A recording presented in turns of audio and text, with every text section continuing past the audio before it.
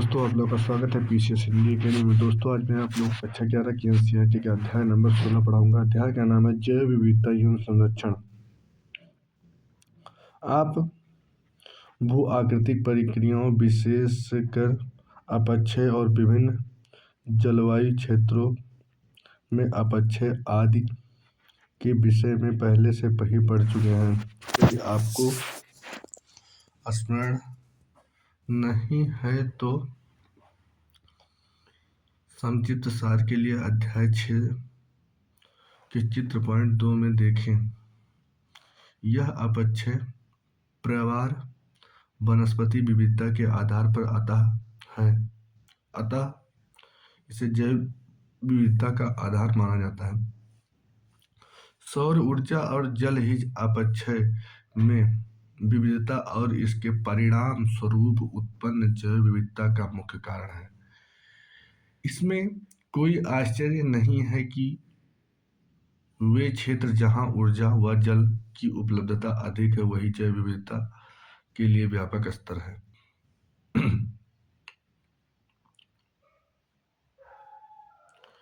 पृथ्वी पर किसी प्रजाति की औसत आयु 10 से 40 वर्ष 10 से 40 लाख होने का अनुमान लगाया गया। ऐसा माना जाता है कि लगभग 99% प्रजाति जो कभी पृथ्वी पर रहती थी आज विलुप्त हो चुकी है। पृथ्वी पर जैव विविधता का एक जैसी नहीं है। जो विविधता एवं उष्णकटिबंधीय प्रदेशों में अधिक होती है, जैसे जैसे हम ध्रुवीय प्रदेशों की तरफ बढ़ते हैं, प्रजाति में विविधता कम हो जाती है।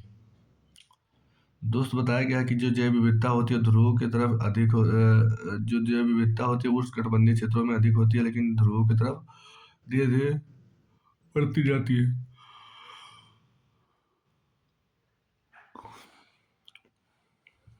प्रजातियों की विविधता कम हो जाती है दोस्तों, लेकिन जीवधारियों की संख्या अधिक होती है। जैव विविधता दो शब्दों के मेल से बना है दोस्त। बायो बायो का अर्थ है जीव तथा डाइवर्सिटी का अर्थ है विविधता। साधारण शब्दों में किसी निश्चित भौगोलिक क्षेत्र में पाए जाने वाले जीवों की संख्या और उनकी विविधता को जैव विविधता कहते हैं।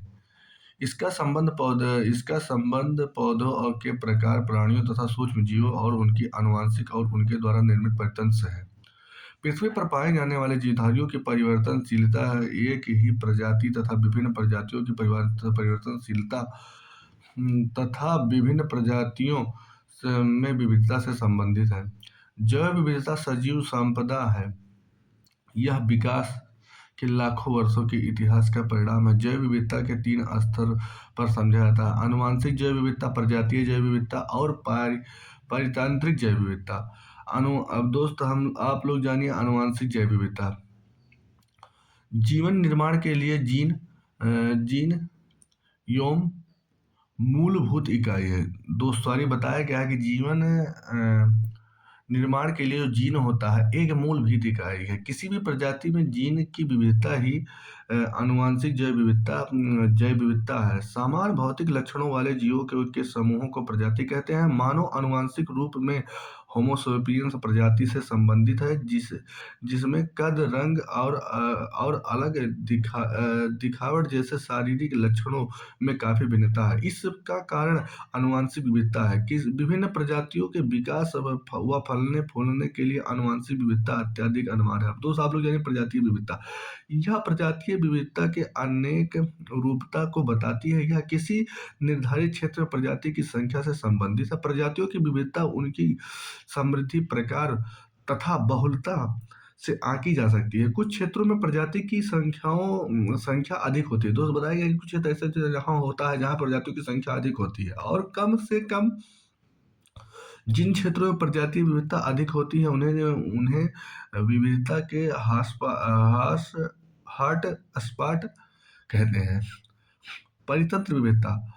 अपने पिछले अध्याय में परितंत्र के प्रकार में व्यापक विभिन्नता और प्रत्येक प्रकार के परितंत्रों में होने वाले परितंत्रीय प्रक्रियाएं तथा आवास स्थानों की भिन्नता ही परितंत्र विविधता बनाते हैं। परितंत्र विविधता का परिसीमन करना मुश्किल और जटिल है, क्योंकि समुदायों प्रजातियों का समूह और परितंत्र की सीमाएं निश्चित हैं। अब आप लोग आइए दोस्त, जैव विविधता का महत्व। जैव विविधता ने मानव के सांस्कृतिक विकास में बहुत योगदान है, और इस प्रकार मानव समुदायों ने विभिन्न आनुवंशिक प्रजातियों, परिस्थितियों व स्तरों पर प्राकृतिक विविधता को बनाए रखने में बड़ा योगदान है। जैव विविधता की पारिस्थितिकी तंत्र आर्थिक और वैज्ञानिक भूमिका है। जैव विविधता की पारिस्थितिकीय भूमिका। परितंत्र में विभिन्न प्रजाति कोई ना कोई क्रिया करती है। परितंत्र में कोई भी प्रजाति बिना कारण के ना तो विकसित हो सकती है और ना ही बनी रह सकती है। अर्थात प्रत्येक जीव अपनी जरूरत पूरा करने के साथ साथ दूसरे जीवों के पनपने में भी सहायक होते हैं। क्या आप बता सकते हैं कि मानव परितंत्र में बने रहने में क्या योगदान है? जीव व प्रजातियों की ऊर्जा ग्रहण कर उसका संग्रहण करती है, कार्बनिक पदार्थ उत्पन्न एवं विघटित करती है, और परितंत्र में जल व पोषक तत्वों के चक्र को बनाए रखने में सहायक होती है। इसके अतिरिक्त प्रजातियां वायुमंडलीय गैस को स्थिर करती है और जलवायु को नियंत्रित करने में सहायक होती है। ये परितंत्रिक क्रियाएं मानव जीवन के लिए महत्वपूर्ण क्रियाएं हैं। परितंत्र में जितनी अधिक विविधता होगी, प्रजातियों के प्रतिकूल स्थितियों में भी रहने की संभावना है। उनकी उत्पादकता भी उतनी ही अधिक होगी। प्रजातियों की क्षति से तंत्र में बने रहने की क्षमता भी कम हो जाएगी। अधिक आनुवंशिक विविधता वाली प्रजातियों की तरह अधिक जैव विविधता वाले परितंत्र में पर्यावरण के बदलाव को सहन करने की अधिक सक्षमता होती है।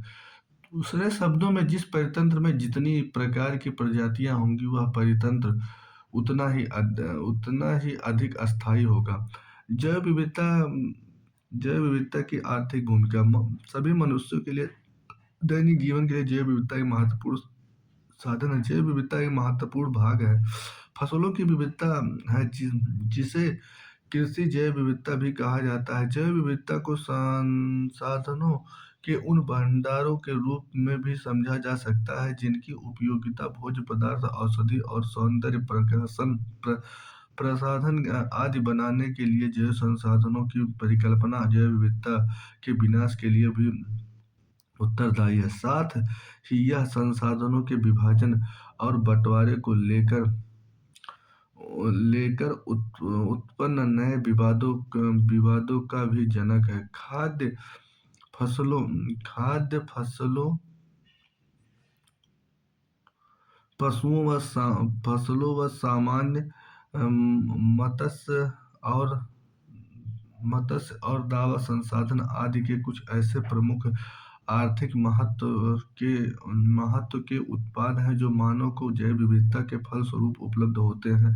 जैव विविधता की वैज्ञानिक भूमिका। जैव विविधता इसीलिए महत्वपूर्ण है क्योंकि प्रत्येक प्रजाति हमें यह संकेत दे सकते हैं कि जीव का आरंभ कैसे हुआ है और यह भविष्य में कैसे विकसित होगा। जीव कैसे चलता है, और परितंत्र जिसमें हम भी एक प्रजाति हैं, उसे बनाए रखने के लिए प्रत्येक प्रजाति की क्या भूमिका है, इन्हें हम जैव विविधता को समझ सकते हैं।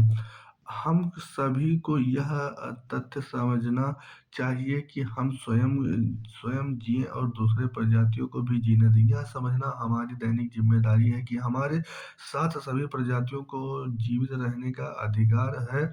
अतः कई प्रजाति को स्वेच्छा से विलुप्त करना नैतिक रूप से गलत है। जैव विविधता का स्तर अन्य जीवित प्रजातियों के साथ साथ हमारे संबंधों का एक अच्छा पैमाना है। वास्तव में जैव विविधता की अवधारणा कई मानव संस्कृतियों की अभिन्न अंग है। जैव विविधता का ह्रास पिछले कुछ दशकों में जनसंख्या वृद्धि के कारण प्राकृतिक संसाधनों के उपभोग अधिक होने लगा। इससे इससे संसार के विभिन्न भागों में प्रजातियों और उनके आवासों स्थानों में तेजी से कमी आई। उष्णकटिबंधीय क्षेत्रों में जो विश्व की कुल क्षेत्र का एकमात्र चौथाई भाग है, जहाँ यहाँ संसार की 3/4 जनसंख्या रहती है। यह इस विशाल जनसंख्या की जरूरत को पूरा करने के लिए संसाधनों का दोहन वनोन्मूलन अत्यधिक हुआ है। उष्णकटिबंधीय वर्षा वाले वनों में पृथ्वी का लगभग 50% पाई जाती है और प्राकृतिक आवासों का विनाश पूरे जैवमंडल के लिए हानिकारक सिद्ध हुआ है। प्राकृतिक आपदाएं जैसे भूकंप, बाढ़, ज्वालामुखी उद्गार, दावानल, सूखा आदि पृथ्वी पर पाई जाने वाले प्राणी जाति और वनस्पति जाति को क्षति पहुंचाने और परिणाम स्वरूप संबंधित प्रभावित प्रदेशों जैव विविधता में बदलाव आता है। कीटनाशक और अन्य प्रदूषक हाइड्रोकार्बन और विषैली भारी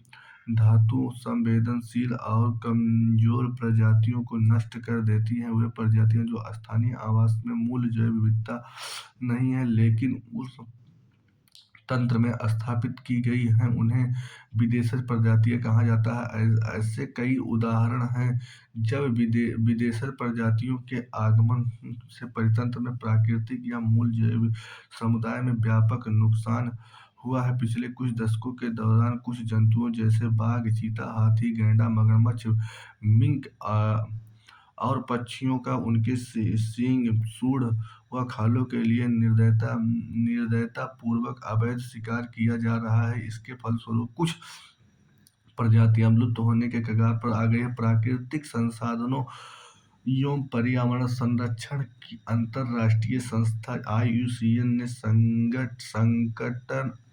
संकटापन्न पौधे और जीवों की प्रजातियों को उनके संरक्षण के लिए तीन वर्गों में विभाजित किया। संकटापन्न प्रजाति इनमें से सभी प्रजातियां सम्मिलित हैं जिनके लुप्त हो जाने का खतरा है। International union for the conservation of nature and natural resource विश्व की सभी संकटापन्न प्रजातियों के बारे में रेड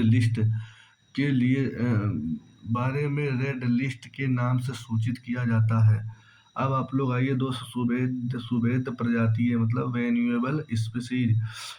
इसमें कुछ प्रजाति सम्मिलित हैं जिन्हें यदि संरक्षित नहीं किया जाए या उनके विलुप्त होने में सहयोग कारक यदि जारी रहे तो निकट भविष्य में उनके विलुप्त होने का खतरा। उनकी संख्या अधिक कम होने के कारण इनका जीवित रहना सुनिश्चित नहीं है। दुर्लभ प्रजाति संसार में इस प्रजाति की संख्या बहुत कम है। ये प्रजाति कुछ ही स्थानों पर सीमित और बड़े क्षेत्रों में विरल रूप में बिखरी हुई हैं। जैव विविधता का संरक्षण मानव के अस्तित्व के लिए जैव विविधता की अति आवश्यक है। जीवन का हर स्वरूप एक दूसरे से इतना निर्भर है कि किसी एक प्रजाति पर संकट आने पर दूसरे में असंतुलन की स्थिति पैदा हो जाती है। यदि पौधे और प्राणियों में प्रजातियां संकटापन्न होती हैं तो इससे पर्यावरण में गिरावट उत्पन्न होती है और अंततोगत्वा मनुष्य का अपना अस्तित्व भी खतरे में पड़ सकता है। आज यदि अनिवार्य है कि मानव को पर्यावरण मैत्री संबंधी पद्धतियों के प्रति जागरूक किया जाए और विकास की ऐसी व्यवहारिक गतिविधियां अपनाई जाए जो दूसरे जीवों के साथ समन्वित हो और सतत पोषणीय हो। इस तथ्य के प्रति जागरूकता बढ़ रही है कि संरक्षण तभी संभव है जब दीर्घकालिक होगा, जब स्थानीय समुदाय व प्रत्येक व्यक्ति ही इनमें भागीदार होंगी। इसके लिए स्थानीय स्तर पर संस्थागत रचनाओं का विकास आवश्यक है। केवल प्रजातियों का संरक्षण और आवास स्थान की सुरक्षा ही अहम समस्या नहीं है, बल्कि संरक्षण की प्रक्रिया को जारी रखना ही उतना ही जरूरी है। सन 1992 ईस्वी में ब्राजील के रियो डी जेनेरियो में हुए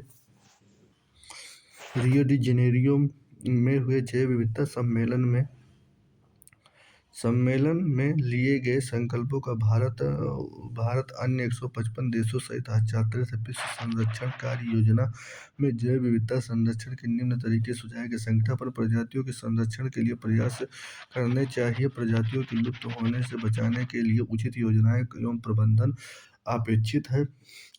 दूसरा, खाद्यान्नों की किस्मों, चारों संबंधी पौधे किस्मों, एवं इमारती लकड़ी के पेड़, पशुधन, जंतु व उनकी वन्य प्रजातियों के किस्मों को संरक्षित रखना चाहिए। प्रत्येक देश को वन्य जीवों के आवास को चिन्हित कर उनकी सुरक्षा को सुनिश्चित करना चाहिए। प्रजातियों के पालने बढ़ने का विकास होने के साथ साथ सुरक्षित व संरक्षित हो। वन्य जीवों व पौधों का अंतर्राष्ट्रीय व्यापार नियमों के अनुरूप हो। भारत सरकार ने प्राकृतिक सीमाओं के भीतर विभिन्न प्रकार की प्रजातियों को बचाने एवं संरक्षित करने और विस्तार करने के लिए वन्य जीव सुरक्षा अधिनियम 1972 पारित किया है, जिसके अंतर्गत नेशनल पार्क, पशु विहार स्थापित किए गए तथा जीवमंडल आरक्षित क्षेत्र घोषित किए गए। इन संरक्षित क्षेत्रों में विस्तार पूर्वक भारत के भौतिक पर्यावरण की पुस्तक में दिए गए हैं। वह देश जो उष्णकटिबंधीय क्षेत्रों में स्थित है, उनमें संसार की सर्वाधिक प्रजातीय विविधता पाई जाती है, उन्हें महा विविधता केंद्र कहा जाता है। इन देशों की संख्या 12 है और उनके नाम Mexico, Colombia, Ecuador, Peru, Brazil, Democratic Republic of Congo और उसके बाद में मेडागास्कर, चीन, भारत, मलेशिया, इंडोनेशिया, ऑस्ट्रेलिया इन देशों में समृद्ध महाविविधता के केंद्र हैं। ऐसे क्षेत्र जो अधिक संकट में है, उनमें संसाधनों को उपलब्ध कराने के लिए अंतर्राष्ट्रीय संरक्षण संघ आईयूसीएन ने जैव विविधता के हॉटस्पॉट क्षेत्र के रूप में निर्धारित किया है। चित्र 16.1 में हॉटस्पॉट उनकी वनस्पति के आधार पर परिभाषित किए गए हैं। पादप महत्वपूर्ण है क्योंकि किसी परितंत्र में प्राथमिक उत्पादकता को निर्धारित करते हैं। यह भी देखा गया है कि ज्यादातर हॉटस्पॉट में रहने वाले प्रजाति भोजन जलने के लिए लकड़ी, कृषि भूमि व इमारती लकड़ी आदि के लिए वहां पाई जाने वाली समृद्ध परितंत्रों पर ही निर्भर हैं। उदाहरण के लिए मेडागास्कर में पाए जाने वाले कुल पौधे व जीवों में से 80% पौधे व जीव संसार में अनन्य कहीं भी नहीं पाए जाते हैं। अन्य हॉटस्पॉट में समृद्धि देशों में पाए जाते हैं। वहाँ कुछ अन्य प्रकार की समस्याएं व हवाई द्वीप जहाँ विशेष प्रकार के पादप जंतु व प्रजातियां मिलती हैं, वह विदेशज प्रजातियों के आगमन और भूमि विकास के कारण असुरक्षित है। दोस्तों, मुझे उम्मीद है कि यह अध्याय आप लोगों को अच्छे से समझ में आया होगा। दोस्तों, यदि आज अध्याय आप लोगों को अच्छे से समझ में आया होगा तो अपने उन दोस्तों के पास शेयर कीजिए जो एनसीईआरटी पढ़ना भी स्टार्ट किए हैं। मिलते हैं नेक्स्ट क्लास में, तब तक के लिए नमस्कार, बाय बाय, टेक केयर। दोस्तों, मैं आप लोगों को अगले क्लास में नहीं मिलता हूँ, अगले कक्षा की एनसीईआरटी में मिलेंगे, क्योंकि ये अध्याय आप लोगों का यहीं समाप्त हो इस कक्षा 11 की एनसीईआरटी यहीं समाप्त हो गई। हम मिलते हैं अगले दूसरे वाले एनसीईआरटी के बुक में, इसके पार्ट 2 में। ये तो पार्ट 1 था, इसके कुछ क्वेश्चन है मैं आप लोगों को करवा दे रहा हूँ। दोस्तों, आइए देखते हैं। जैव विविधता का संरक्षण निम्नलिखित में से किसके लिए महत्वपूर्ण है? दोस्त, सभी जीवधारियों के लिए। अब आइए, निम्नलिखित में से असुरक्षित प्रजातियां कौन सी है? जिन प्रजातियों की लुप्त होने का खतरा है दोस्तों, वो असुरक्षित प्रजातियां हैं। नेशनल पार्क और पशु विहार निम्नलिखित में से किस उद्देश्य के लिए बनाए गए थे? दोस्त, संरक्षण के लिए। अब आप लोग आइए, जैव विविधता समृद्धि क्षेत्र, ये उष्णकटिबंधीय क्षेत्र। फिर निम्नलिखित में से किस देश में पृथ्वी सम्मेलन हुआ? ब्राजील के रियो डी जेनेरियो में। दोस्त मिलते हैं क्लास 11 की एनसीईआरटी के पार्ट नंबर 2 में। तब तक के लिए नमस्कार, बाय बाय, टेक केयर। ये एनसीईआरटी कक्षा 11 की यहीं समाप्त हुई, जिस एनसीईआरटी का नाम था भौतिक भूगोल के मूल सिद्धांत।